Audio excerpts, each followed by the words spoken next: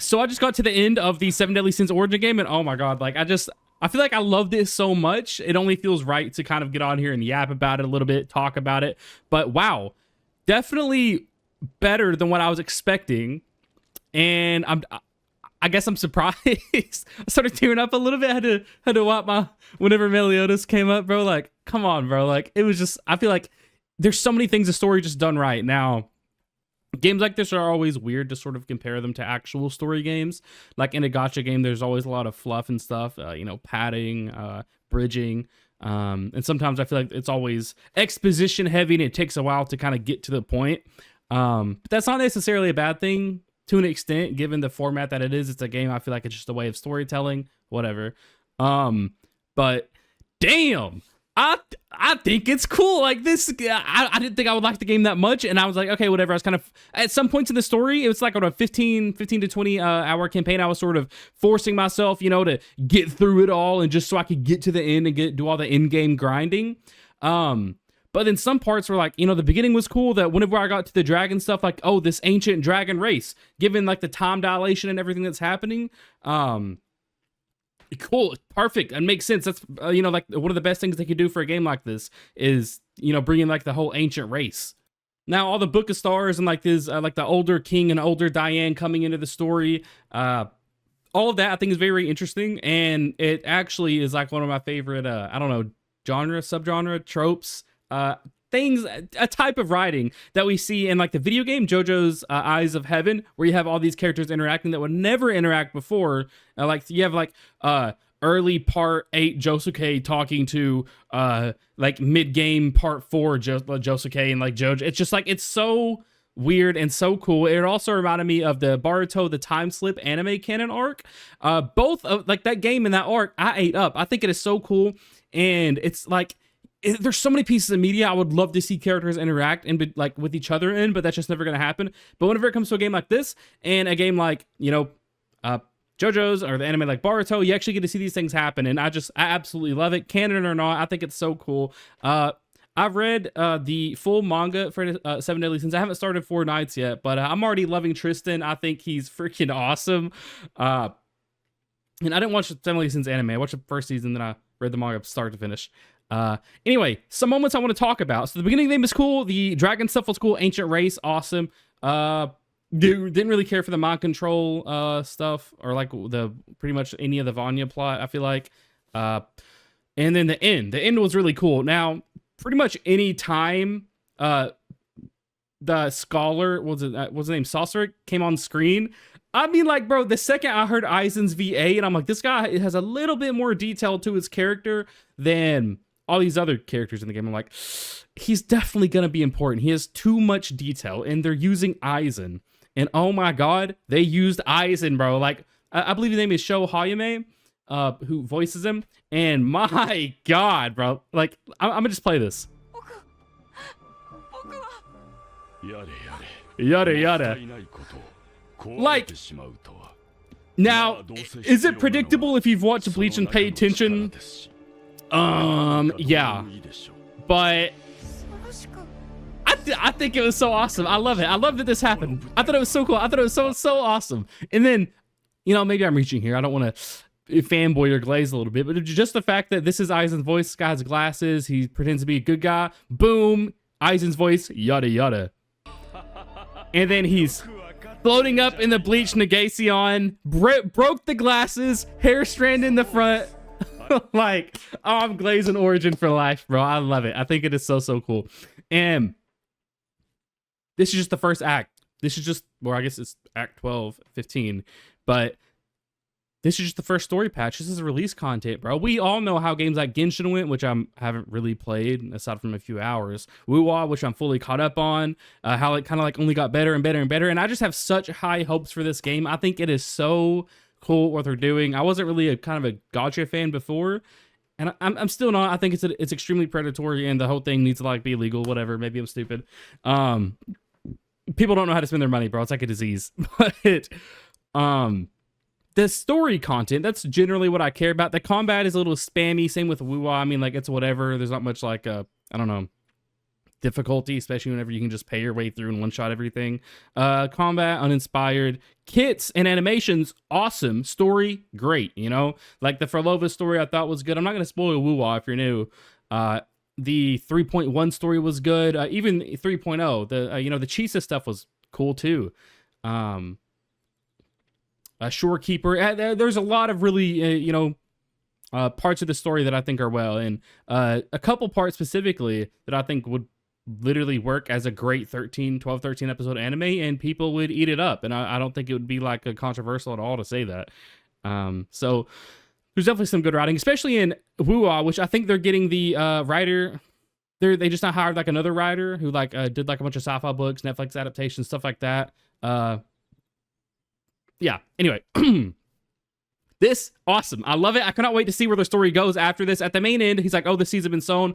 The, God, what did he say? The apostles of the abyss. Like, interesting. Like, it just makes you think of Woo-Wah, the Fraxidus, stuff like that. I'm sure there's like a Genshin equivalent. I haven't played the game, but I think a story like this definitely has like a certain formula to it. And I'm definitely seeing a lot of not a lot. I see... Maybe it's not unique to something like Genshin or Woo-Wah, but I definitely see like some, you know, similarities. Not that I'm saying it copied or was inspired. Maybe it's just like a common trope. But I think it's cool. You know, all this stuff happened.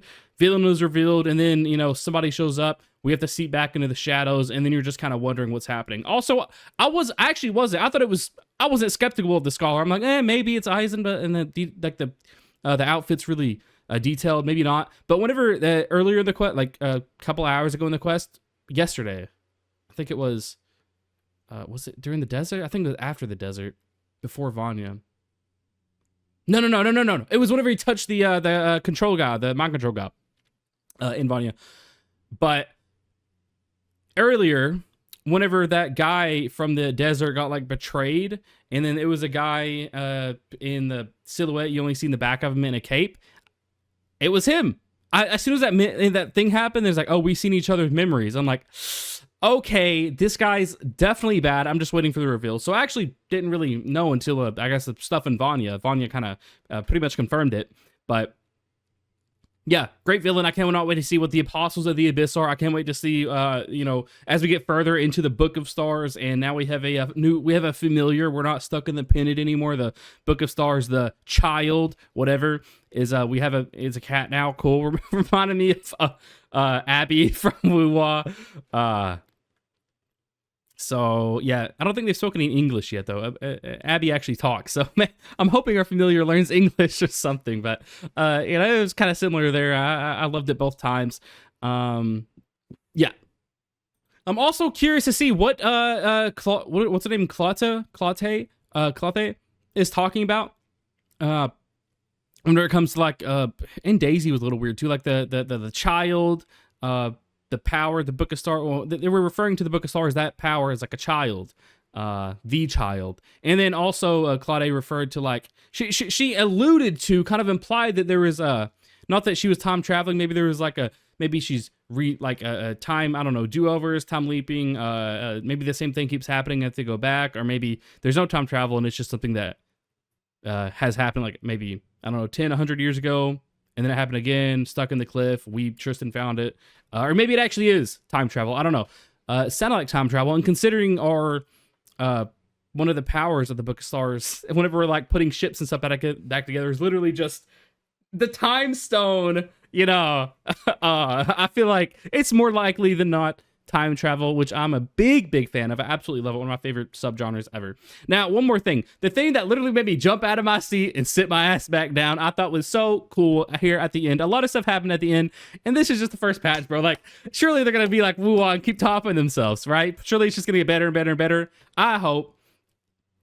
It made like, what, $2.8 million in 14 days?